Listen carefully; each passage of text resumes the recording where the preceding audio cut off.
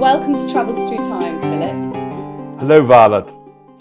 Today we're going to be talking about one of the most extraordinary monarchs who's ever lived. I believe he is still the longest reigning monarch for whose dates we can be sure. And that is, of course, Louis XIV, who had this absolutely incredible court in France, in Paris, and in all his palaces. But before we start to talk about him specifically, I wanted to ask you about writing a biography, because you are a very distinguished historian who's written many, many books over your career. And this book we're talking about is the biography of Louis XIV. So I just wanted to ask you, what do you think makes a good biography, and how do you approach a subject like that when you're writing about somebody's whole life? Yes, for me, what really makes a good biography is multiplicity of points of view, so the reader can make up their mind. It's not just one author hammering home his or her perspective. And with Louis XIV, because it's the French court, full of the cleverest and most literate people in France at the time, you have endless points of view: ladies in waiting, mistresses, diplomats, girlfriends, ministers. So it's really an embarras de richesse, really wonderful, first-rate observation of power and character. And of course, in those days, people did endlessly write diaries. I mean, probably most famously of all in this period, the Duc de Saint-Simon wrote extensive diaries and letters. So there must be a huge amount of source material to sift through. How do you approach that? Yes, what I think is Versailles is a magnificent palace of stone and marble, but even more magnificent is the palace of paper that all these courtiers created around him and around events. And how I approached this sort of Niagara of sources is trying to find new ones, of course. For example, the papers of the Noailles family, who were leading courtiers, and going for diaries and letters more than memoirs, because they're more immediate, they're less reconstructing events, or at least in theory. And I simply adored reading, say, the diary of the Marquis de Dangeau, who's really quite dull, but he's there, he's a friend of the king. He does note that the king's going out in the garden at midnight in December when he's over 60, but he's still so tough he can see his beloved gardens. Those little tiny details that you might not get in the sort of big narrative.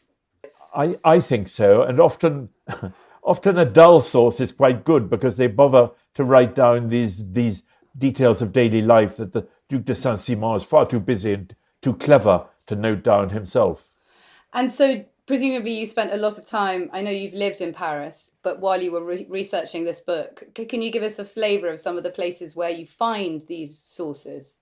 Yes, I spent a lot of time in Paris, going to the Bibliothèque Nationale, and I had a friend in the Bibliothèque Nationale who very kindly got out for me in the old building, which is in the Rue de Richelieu, which is far nicer and easier to get to than the new building far away in the southeast, built by President Mitterrand. This is a building originally built by Cardinal Mazarin.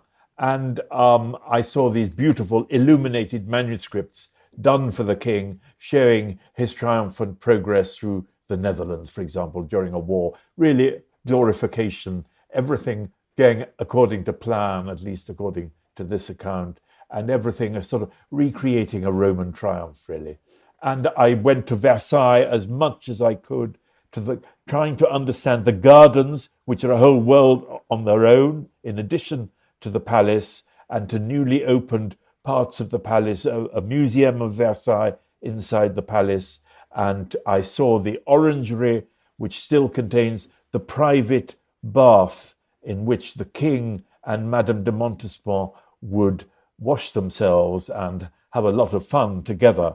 This bath is it's like a sort of 17th century sauna. It's a huge bit of purple marble in the orangery now in the Garden of Versailles. And is it actually like a bath that you fill with water? It's like an octagonal space, yes, which you can fill with water, yes, with steps going How down. amazing.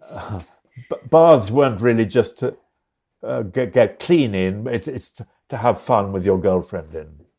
Yeah. Well, normal people wouldn't have had baths very often, would they? No, I think there were some public baths, but no, they didn't. So he called himself the Sun King, and there was this symbolism. He's known as the Sun King.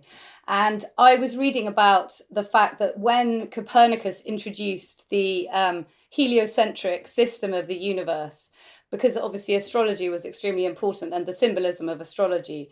And so kings began to take this image of themselves as the sun at the center, at the expense of the nobility, which had traditionally, under the sort of feudal systems, the nobility had been very important. And I wondered, can you tell us about that, explain about that? Because I think that's a very interesting aspect of this, that, you know, there was a sort of philosophy behind the idea that he was the Sun King. Yes, the sun never sets, the sun is perfect, the sun illuminates the whole world. In fact, it's a very old symbolism. I think some pharaohs used it, like Akhenaten, and I think some Persian and Roman emperors also, and some kings of France before the king. But really, I think it's competing with other monarchs, because the Holy Roman Emperor Charles V and the King of Spain, who were among his ancestors, had, because they had Spanish America, they ruled the world in effect. They had a sun symbolism, and they had this motto, nothing beyond, nec plus ultra, that there was nothing beyond the Spanish Empire. So the King of France naturally had to go one better, and Louis XIV had a motto, nec pluribus impar, not unequal to more, i.e. he could beat every combination of enemies, and he could rule many different kingdoms. And he did think he was a new Apollo, really the god of the arts, and a new Mars and a new Jupiter. But he's not really destroying the nobility, at least in my opinion. I think he's using them, reinvigorating them. As long as they're obedient, he increases their privileges. And Versailles is so extraordinary, because it's not just a royal palace, but there's the central bit, but there's two huge wings, really, for the royal family and for the courtiers. So in a way, it's bringing the nobles to the center of power. And he made sure that they came to court, though not all year, all the time, and that they're very well rewarded. And there's this amazing scene on his deathbed when he says to the courtiers round his bed, "I'm so sorry I didn't do more for you." Although he had done a huge amount, he'd given them jobs and pensions and promotion and so on. So it is a symbiosis between the king and the elite, in fact. The king has to please them as they have to please him. And the sense that and this sort of plays into the whole idea of absolute monarchy and the divine right of kings. And I know that started before he was even born, because his parents had been married for many, many years, and his mother hadn't been able to produce a child. She'd had several miscarriages and stillbirths. And so when she became pregnant, the description in your book of this reaction of the French people and the sort of the endless praying, and it was this really tense atmosphere that, you know, she was pregnant and it had to be a boy, that we had to get the heir. And then when he was born, and he was known as Dio Donne, God given. So tell us about that, because it seems like from the very, very beginning, he had this aura around him of being almost godlike. Yes, and special and given by God, because he comes late in his parents' marriage.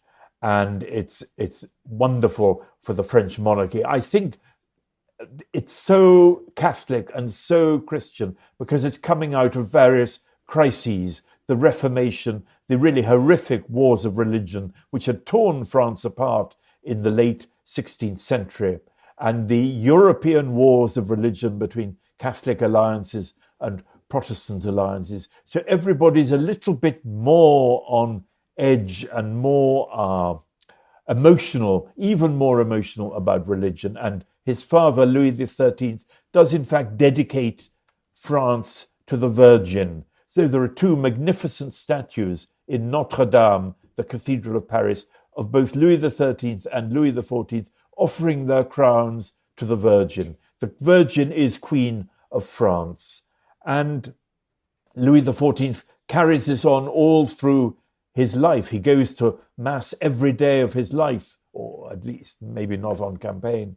He's a very pious and religious monarch, and that's why he makes this tremendous blunder of revoking the Edict of Nantes and trying to force all the Protestants in France to become Catholic. And you say in your book as well that I think we should talk a bit about Paris before we go to your year, because it's so important in terms of Louis XIV's reign and the history of France. And you say in your book at the beginning that Paris is one of the most religious cities on earth, and there's so many churches and abbeys. And I actually noticed the last time I was there, I was on the underground, the metro, and I was looking at the names of the different, and so many of them are Trinity, Notre Dame, something, something. So many of them were obviously churches. So can you talk a little bit about that? Even now, so many metro stops are called after saints and Catholic symbols. It is extraordinary. It's forgotten now because of the revolution. It was this highly Catholic city, and indeed in 1588 to 89 there was a religious movement called the League, which overthrew the legitimate king of France, Henri III, because he wasn't thought to be Catholic enough, and installed a sort of Catholic urban democracy called the League, the Catholic League, which was in some ways more revolutionary than the early years of the French Revolution, because they deposed the king. And it's a way of popular feeling, I think, and popular needs being expressed through very fervent processions and sermons and preachings, almost like a sort of a Catholic version of a pop concert, really mass ritual, people joining into a mass public performance of popular preachers and so on. And so the king had to be more Catholic than anybody else in order to keep in touch with this popular Catholic feeling. It's a way of ordinary people expressing their feelings and indeed their needs for bread or jobs or connection with God or connection with the state. So do you think at this point they, obviously pre the French Revolution, so that Catholicism was almost the nationality? Yes, well, that's a very good way of putting it. Yes, and that France was more Catholic than anywhere else, and France would purge. The revocation of the Edict of Nantes was quite popular with ordinary French people, not with everybody by any means, but with many, because it was purging the kingdom of heretics. And by the way, people would get the heretics' properties and even their clothes at cheap prices. There were sales of Protestant goods. It was passionately Catholic, as indeed England was passionately Protestant. Mm. And was the Catholic Church extremely wealthy? I mean, did because as we've said, it seems that most of Paris was owned by the Catholic Church in terms of the churches. And these wonderful abbey gardens in the middle of Paris. And then it's a way for women to have a women's space. There were so many orders of nuns and being founded practically every year in the 17th century. It's a way for women being away from men and controlling property through convents. So Anne of Austria, Louis XIV's mother, had her own private world and convent, the Val de Grace, which you can go and visit now in southern Paris. It is a wonderful French Baroque space church, and the convent buildings were turned over to a military hospital. It's very, very elegant. And yes, it was very rich and also very social, because these nuns and monks would run hospitals and almshouses for the poor. So it was really the social security of its day. Yeah. Let's just go briefly to Louis XIV's childhood and talk a bit more about Anne of Austria, his mother, because he was, I think, 4 years old when his father died, and he wasn't actually crowned until he was 7. But his mother managed to take control of the reins of power, and was also extremely involved, unusually involved in his upbringing. They were very close, weren't they? Which in those days was not normal if you were an aristocrat. Yes, they were very close.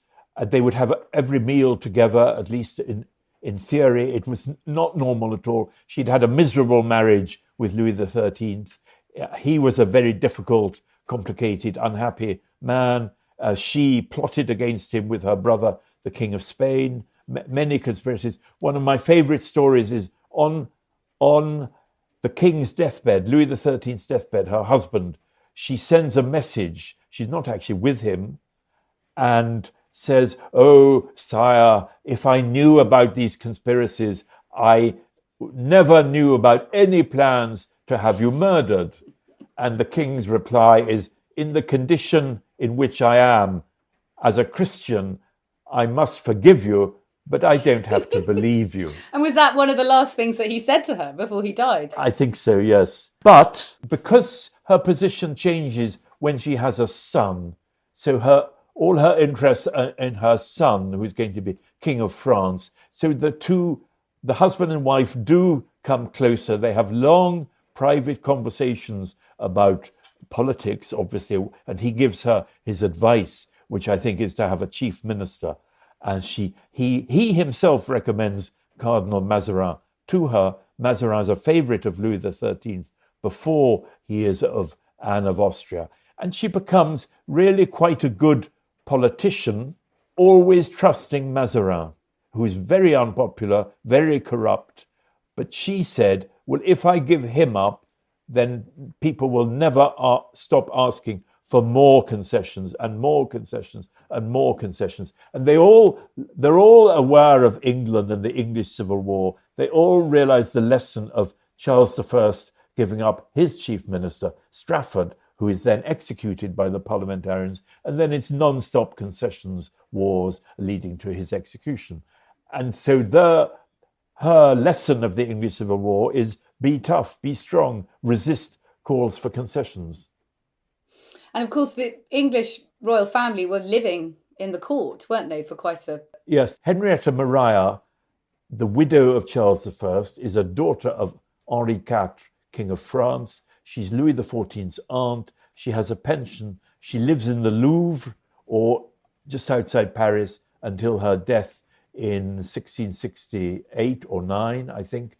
And so she's very much part of life. And his cousin, Charles II, he knows very well indeed in the 1640s and 1650s. France and England, in my opinion, are sort of locked into a sort of electricity of antagonism and copying.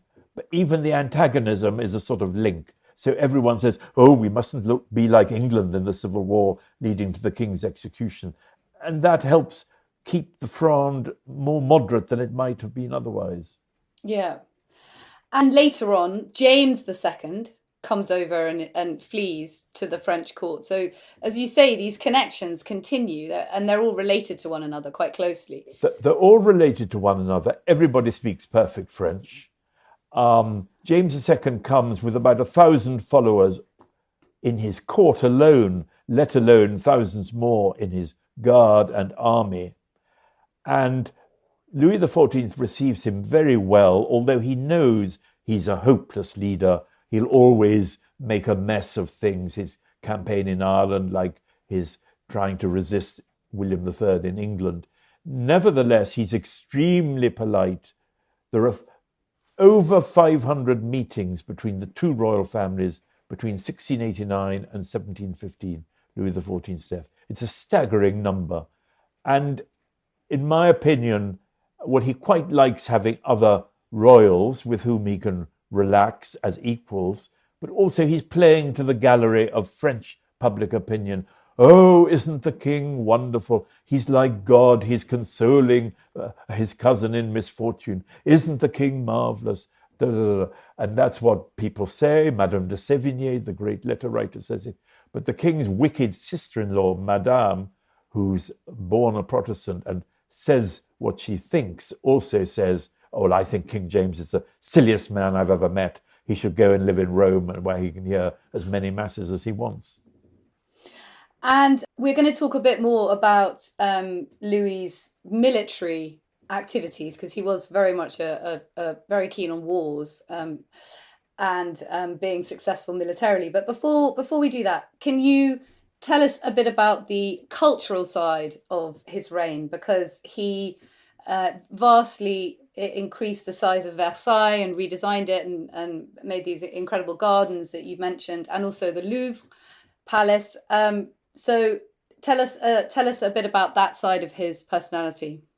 Yes, in my opinion, he's really practically the greatest patron of all time because he's a patron of architecture, gardening, sculpture, painting, music, opera, writing, and he personally knows the creators, talks to them almost, I mean, as much as a king then could talk to somebody as an equal, almost as an equal. There's an extraordinary print of him and the architect François Mansart at the opening of the Invalides, this magnificent building in Paris, which everybody should go and see because it's French Baroque at its best. It's a huge hospital done for old soldiers, partly to keep them off the streets, but also to look after them. It's got about 16 courtyards, a magnificent domed church in the middle. Louis XIV founded it in 1671. Then 1706, Mansart receives him and gives the king the key. And there's a print of the event where Mansart is almost as big as the king. But that's very unusual for 1706. And indeed, the king not only congratulates Mansart, but amazingly, Madame Mansart too, and says, oh, you must have a share in the responsibility for this magnificent work of art. Well, that's Louis XIV personally, because he was almost a feminist. Oh, well, I was going to ask you that because I was so struck reading your book. There seemed to be so many women who were powerful, who were really players on the political scene. What was it, a period of slight enlightenment in that regard? Yes, it was. And I would say particularly the French court. Parliamentary England, well, no woman ever gets near a parliament till the 20th century in any country. Parliamentary England is really not a women's society. But the French court is. There were, partly through chance, there have been so many queens of France who, because their husbands were dead, their sons were minors, they were regents or extremely powerful, like Catherine de' Medici, Marie de' Medici, Anne of Austria, and many, many others. And also there's this great literary tradition since the early 15th century. Christine de Pizan, who's a lady in waiting, writes about the equality of men and women. And this goes on, women writing. And there's an amazing book by a man, 1676, I think, François Poulain de la Barre, de l'égalité des deux sexes et de la nécessité de se défaire des préjugés, of the equality of the two sexes and the necessity of losing our prejudices. And he does say men and women are equal. And Louis XIV himself doesn't, and that is published with Louis's monogram of two interlaced L's on the cover. He doesn't say that, but he does employ women as ambassadors occasionally, and he trusts his second wife, Madame de Maintenon, totally, and he meets his ministers in her apartment, partly to have a more casual atmosphere, but I think partly so she can listen and give her advice to him later. She's really the spider at the center of the web of the court and the patronage networks of France. Her correspondence is simply amazing. You see how France worked through her correspondence. Everybody writing in, men and women, oh, madame, you should know the price of bread in the Normandy markets is beyond people's capability, and so on. Or, please, madame, can I have this bishopric or that job? Or, can my father lost his arm in the wars, I need a pension, and that sort of thing. And there you see Versailles, a patronage system, like a modern social security service, in fact. And it worked. So everybody's applying, everybody's trying to waylay the king on his way to mass, saying, please, sir, remember me. And I lost an arm in your service. And then the king says, yes, je verrai, I will see. And then one officer actually got angry. Well, if I'd said je verrai, well, I was fighting your battles, sire. I might not have lost my arm in your service. And the king laughed and did give him a pension. You could, if you did it in the right way, speak back to the king. That is what everybody says, even those who hated him, like Saint-Simon. In an audience, you could say, no, sir, that's not true. Actually, things are different. And he would listen if it was done in a polite way, non-hectoring. And the culture, well, he himself would audition singers for his chapel. So you had the best music in Europe, really. And occasionally women are singing in the chapel of the King of France. That's really quite unusual for the time.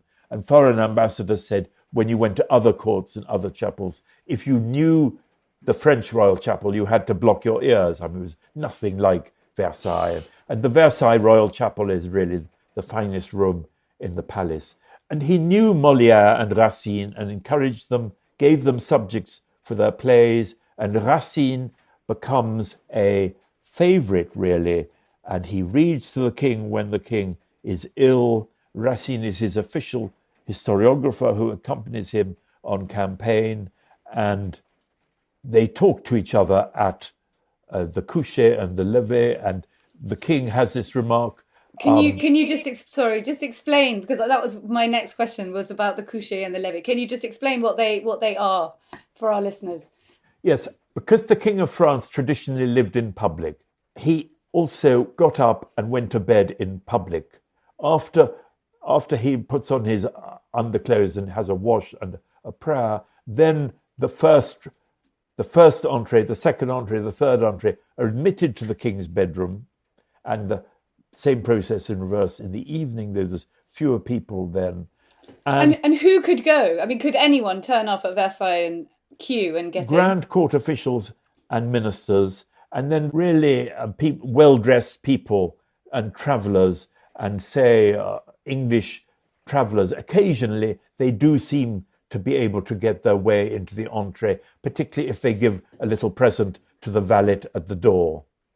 And it's mainly grandees who are telling the king news of Europe, of battles, or hearing the king tell them news. And they're watching each other, and everybody's pushing and shoving to get near the king. And Molière gives a very funny account of all this pushing and shoving in the 1670s. And in the there's accounts of all these carriages coming to the courtyard of the Louvre to be at the levee. And it's particularly a French thing, but Charles II is beginning to introduce it, I think, based on France in England in the 1670s.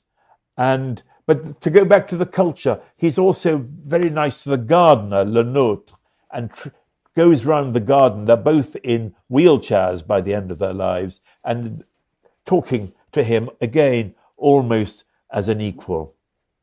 And sculptors and painters, the great painter Lebrun, he says to Lebrun, you mustn't die in order to make your prices go up. Please don't die. That's a sort of sardonic royal humour. He knows that when artists die, the prices go up in the Paris art market. And he's giving them subjects like Alexander the Great, who appealed to Louis XIV. And he's encouraging sculptors like Girardin and others. So he's a creator. And indeed, his work of art is Versailles, its gardens, the parties at Versailles, combining plays, ballets, fireworks, meals, and so on, which are all commemorated in books of prints. And I love the story about Bernini, who was summoned from Rome, the great sculptor. And you know, that from what you were just saying about you could talk back to him, which is so unusual for a monarch at that time. Yes. But tell us what Bernini said about Parisian architecture. Yes, he says it's just like a dirty comb. He says Paris is ghastly. I mean, he really runs down Paris and France. He is the Italian genius for whom nothing is ever good enough. And the way he's summoned to Paris and the court and treated as royalty with special carriages, special amount of ice in the summer and so on, it shows what the French court was like, worshipping works of art and creativity, as it had done always, really. They'd summoned Leonardo da Vinci in the previous century and other Italians. And the king and his brother are very nice to him And this amazing detail is that Bernini was allowed to run his fingers through the king's hair in order to rearrange it for his sculpture. But what also shows that the king didn't have total power. The king wants this great international genius at his court, but the French art establishment and Colbert and the French architects and artists and sculptors don't really like him. They want to keep the king for themselves. So in fact, they freeze him out. They say, oh, Mr. Bernini, your plans are marvelous, but actually you don't understand the French court. There has to be a larger bedroom for the king because all these entrees and levées and couchers have to take place there. And you don't you haven't made enough space for the lavatories because we must be hygienic. We don't want to have disease at court and so on. And indeed, the French accounts in diaries are rather mocking him they're always saying, oh, io ho fatto una grande idea, and mocking his Italianness. And indeed, he goes back without his plan for the Louvre having been accepted. The Louvre, the east facade, which you can see today, is in fact a totally French plan, with the two pairs of Corinthian columns which Louis XIV himself chose. So it's an example. It shows there is even then a very strong sense of nationality and a very strong sense that actually the court system and the French state and patronage system is stronger than the king himself. They keep Bernini out and they make sure the king has a French design and a French palace. Yeah, but he did make the beautiful bust of the king, and I hope we can have a picture of it on the website on your page, because it's such an incredible sculpture, and you do feel like you can touch his hair. It's magnificent. Well, I think we should go to your chosen year now, Philip. So if you could travel back in time to a year in history, which year would it be? Yes, I've chosen 1700. This is the apogee of Louis XIV and Versailles. I'm completely obsessed with Versailles because it is this whole system, cultural, social, artistic, creativity. There's a party every night, but also it's a hub of a political network of French power when France has 25 million people, many more than other European states. And 1700 is almost a peak of Louis XIV's power. He has expanded France by three fine provinces, Franche-Comté, Alsace, and French Flanders. And then he's about to put his grandson on the throne of Spain. So he's got 15 more years on the throne. He dies in 1715. But at this point, is it peace? Because tell us a little bit about all the wars, because he did spend a lot of his reign on the battlefield himself, didn't he? He loved war, and in fact all French monarchs did. It was an insecure monarchy. There had been many assassinations, plots, civil wars and conspiracies. They had to prove themselves on the field of battle, and he had been expanding northeast. He inherited a war from his father with Spain, which gives them Roussillon and other provinces. Peace in 1659, made by Mazarin, and then 1667 there's a war against Spain and he grabs French Flanders. 1672 there's a war against Holland, which he punishes Holland for what he conceives of as insolence. And really it's a terror war, but it helps him expand into Lorraine and Alsace. 1688 to 9 there's a war in the Palatinate in West Germany, Eastern France. Also a war to try and put James II back on England. Then 1697 there's peace with William III. There's this very interesting period when William III and Louis XIV are almost allies to divide the Spanish monarchy. Lots of English people come to Versailles, write admiring accounts of it. William III's ambassador is well received by Louis XIV, and he's shown round the gardens. He sees the bulbs and the flowers and the fountains, and William III loves gardens, so they have a sort of gardening correspondence and exchange. And will there be a French garden outside Windsor or Hampton Court? And of course, because William III was William of Orange, so he was Dutch. He was Dutch, Which is English, and also he had yeah. French blood. So he's Louis XIV's first cousin once removed, or maybe twice removed, because he descends from Henrietta Maria's eldest daughter. It's once removed, really quite a close relation. But by this time they've become enemies. William III becomes King of England in order to use England against France, which he does very successfully with the army, the money, and the navy. And he's, of course, Protestant. And he's Protestant against Louis XIV's horrifically persecuting Catholicism, which has led to 50,000 French Protestants fleeing to England, who are a great literate force stirring up hatred of France and Catholicism. They helped found the Bank of England. Okay, so this is the perfect moment to go to your first scene. Yeah. What is happening? Where are we? So we're in Versailles, which has been finished, this vast palace, the largest in Europe, full of people all day, full above all of ministers and ambassadors and courtiers. And they've just brought the news to the king that his brother-in-law and cousin, the very ill and invalid Charles II, King of Spain, has died in Madrid. And who has he named as his heir? His nephew, the legitimate heir. The crown of Spain could go through women, son of his sister, the wife of Louis XIV, grandson, Marie-Thérèse, the second grandson. The first grandson is going to become King of France. The second grandson, Philip, Duc d'Anjou, will become King of Spain. And then the doors of Louis XIV's study open, courtiers are allowed in, and he says to them, Messieurs, I present to you the King of Spain. So everyone gasps with amazement, and the Spanish ambassador goes on his knees, kisses the hand of this very shy, modest 15-year-old prince, and says, Oh, sire, King of Spain, I'm so happy there are no more Pyrenees, because France and Spain are going to be united. And Louis XIV makes a great speech saying, Be my son, I have accepted the throne of Spain for you. It is the will of God. It is the wish of the people. So he does talk about the wish of the people, because the Spaniards want a French prince. They're fed up with the Habsburgs who had previously ruled them. And it is the will of the King of Spain. His will is named as a factor as well as heredity. Be a good Spaniard, but do not forget that you were born a Frenchman. Again, this very sharp sense of nationality.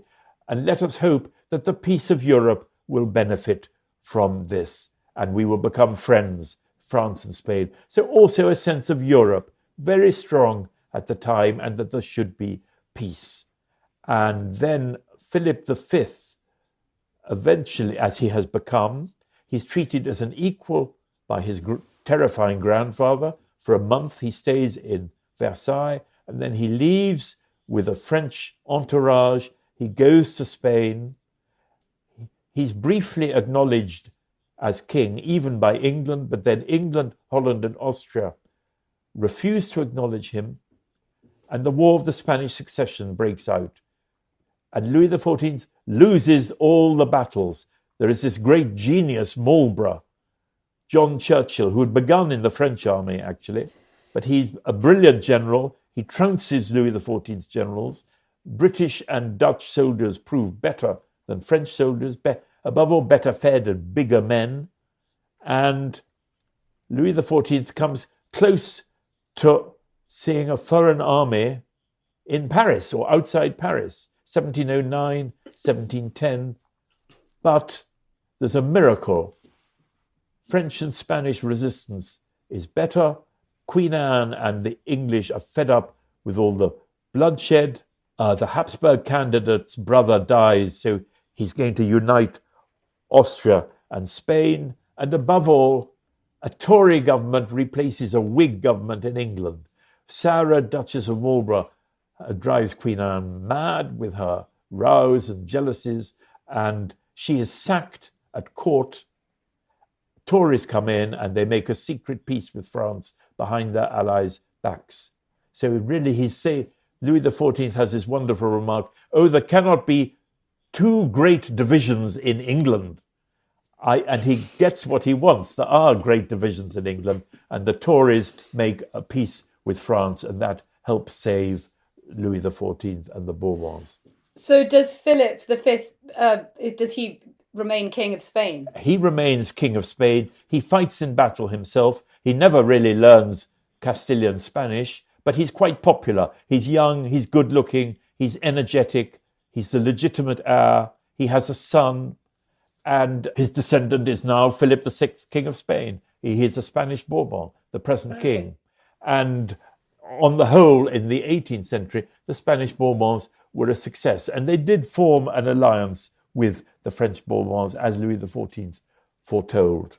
Long term, it turned out how Louis XIV wanted. Yes. In fact, in the end, he won the War of the Spanish Succession.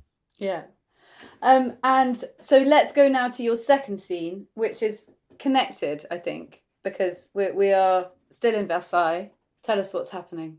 Yes, well, this is one of the reviews by the king of his beloved garde du corps, his personal bodyguard of nobles on horseback, cavalry nobles who escort him whenever he leaves the palaces, and also provide the guards in the guard room before the royal apartments. And I just want to stress, it is a divine right monarchy. There's a coronation, anointment with holy oil.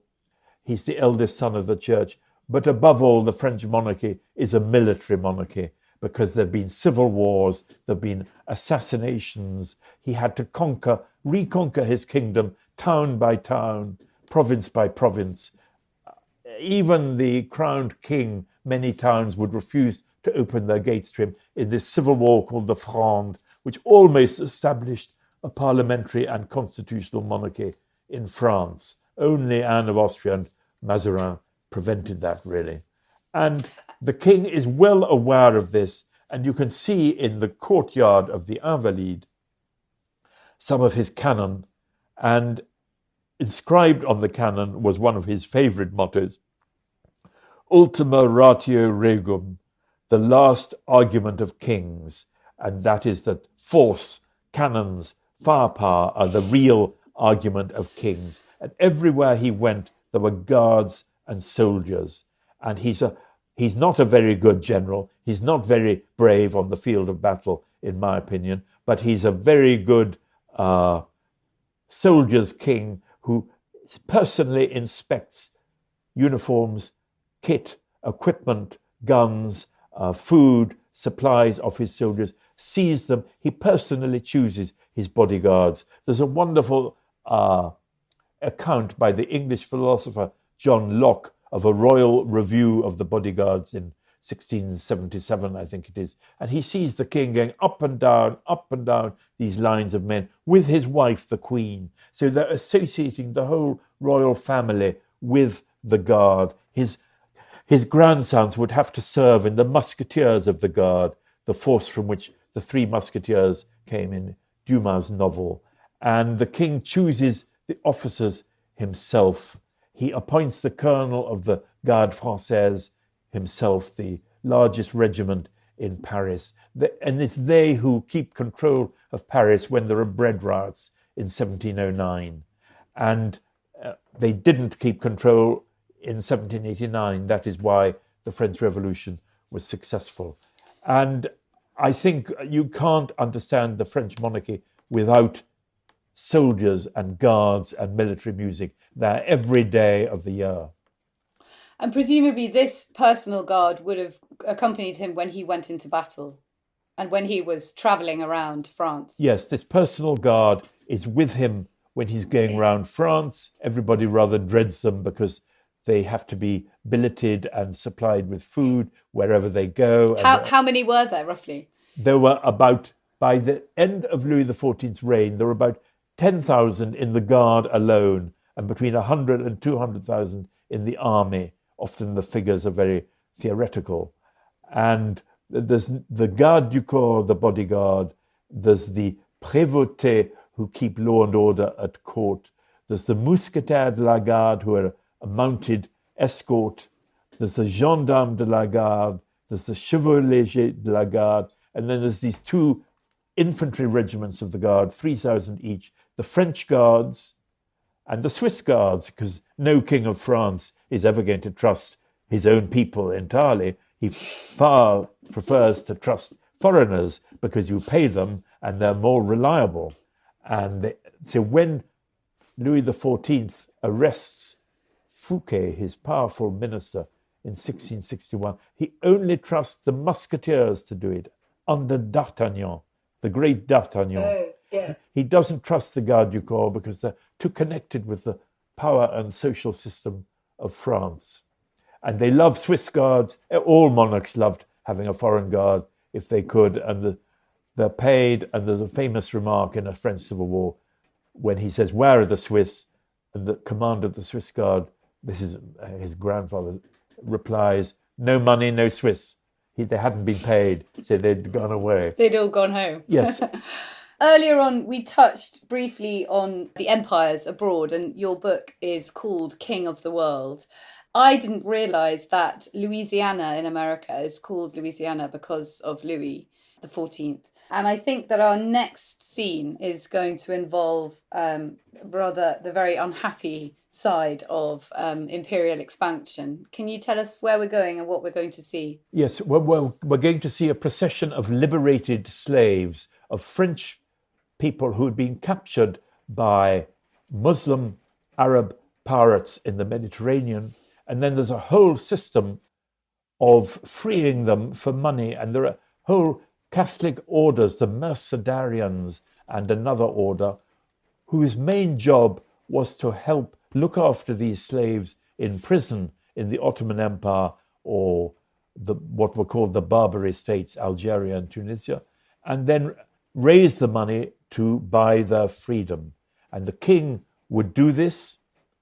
And so it's important to realize that the slave trade, it's not just Europeans capturing Africans, it's also Muslims capturing Europeans and Muslims capturing Africans also. And Louis XIV was involved in this. He starts the French slave trade in Africa with the Compagnie de Guinée, and the first slave ships take slaves to the French West Indies to work in plantations, sugar and coffee.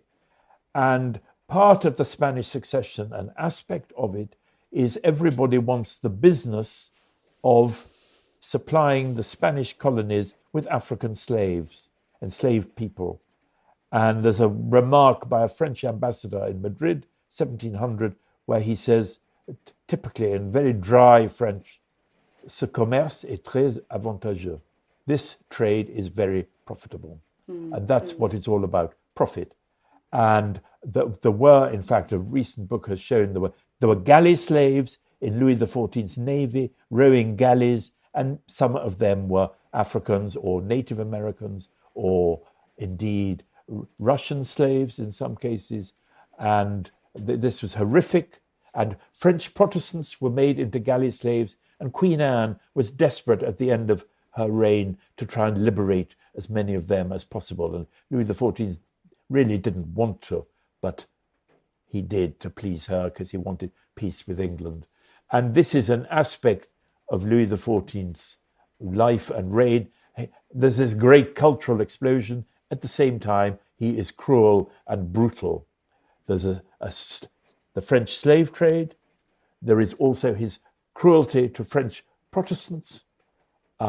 He forbids the practice of Protestantism, even in your own house, and anybody found disobeying would be often murdered, raped, imprisoned, really horrific treatment. So they flee France illegally, crossing the Alps or crossing the Pyrenees, or in fact buying places on ships. It's like refugees in the 20th century fleeing Russia or Nazi Germany. You can't not think of it, because the ships are searched and fumigated to try and get out anybody hiding in the hold. But in fact, they did get away, and they helped strengthen Louis XIV's enemies in England, Holland, and Brandenburg. And he's also cruel to to his neighbors, bombarding Brussels, Heidelberg, Mannheim, Genoa, Algiers, many other cities, totally ravaging bits of the Rhineland. And so this procession, it would that have happened at Versailles? This procession, yes, it happens outside the chapel at Versailles. It's to show that the king has done his Christian duty. He has bought the freedom of Christian captives. So Versailles is a global hub of the slave trade, of liberating Christian slaves, of ambassadors, the King of Spain. Everybody's coming through. In fact, some Africans were educated at Versailles in Louis XIV's reign, children of pro-French kings in Africa. And occasionally he would receive Native Americans from the French domains in Canada and Louisiana. And these slaves, you say they were bought back, they weren't swapped, because that happened as well, didn't it, sometimes? There was swapping, but of course the King of France didn't want to lose able Moroccan and Algerian slaves who were rowing in his galleys, so he would hide them from the Moroccan ambassador who wanted yes, I read that when he came to visit court, he would hide them. Yes. So it's very unfair and unequal. And the Sultan, Moulay Ismail of Morocco, because they obviously had a diplomatic relationship, and I read a quote in your book where the Louis XIV was obviously giving him presents, and he said, actually, thanks, I just really like my slaves back, the slaves, the Moroccans who you have enslaved at court. I'd rather have them than presents. There's a very noble letter, the life of one slave is more valuable to me than any presents, and he doesn't get them, or occasionally he manages to, but very grudgingly. So Louis XIV is on top of a slave empire as well as the Kingdom of France and his own colonial empire expanding all over the world, in India, in the Indian Ocean, in Africa, and in Quebec and Louisiana. He takes Louisiana to stop the English settling it. And so Versailles isn't just talking about itself, it's referring to sort of everywhere on the globe. And there are magnificent globes made for Louis XIV, which you can see now in the Bibliothèque Nationale. They show the whole world and him dominating it. And then he has this very close alliance with the Ottoman Empire. So the leading Catholic power is allied to the leading Muslim power. And that was a huge change from the century before, wasn't it? Because it had been started by a predecessor, Francois Ier, in the 1530s and 40s, really to counterbalance the Habsburgs and Austria and Spain. It's for reasons of grand strategy, but then dressed up. Oh, we're doing it to protect the holy sites in Jerusalem and Nazareth. Oh, we're doing it to protect the local Catholics in the Ottoman Empire. But really, it's to counterbalance Habsburg power. And the king quite liked the fact there's a war between Austria and the Ottoman Empire, which is devastating Hungary and the Balkans, but it's keeping Austria under control so he can grab bits of the Holy Roman Empire. He really does sound like the most fascinating person, and I feel like we could carry on talking about him all day and not run out of interesting new ideas. But I'm going to ask you now the final question, which is, of course, if you could have picked something up from one of these moments that we've visited today, what would it be? Yes, it would be one of the magnificent books published by the Imprimerie Royale, the royal printing press, where he's engraving the pictures in the royal collection and the sculptures in the park of Versailles. It's showing the French royal collection and palaces and gardens as this great cultural force and hub, which really taught, and it's showing parties with fireworks. So they're magnificently engraved. So the sky is black, but the fireworks are all white. And it was a sort of vogue of its day, telling people the latest fashions at Versailles and Paris, and so inspiring generations of palaces in Germany, in England, the sort of aspects of Petworth and Chatsworth, for example, and Hampton Court, and indeed throughout Europe.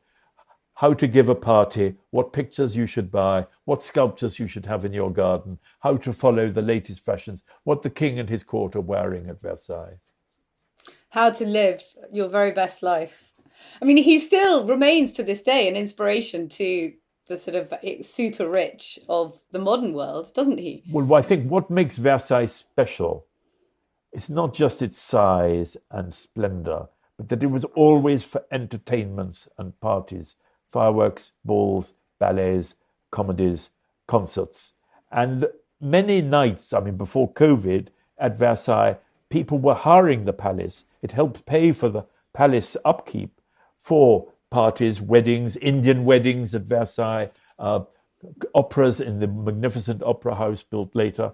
And so there's always something going on, as there was always something going on in Louis XIV's reign.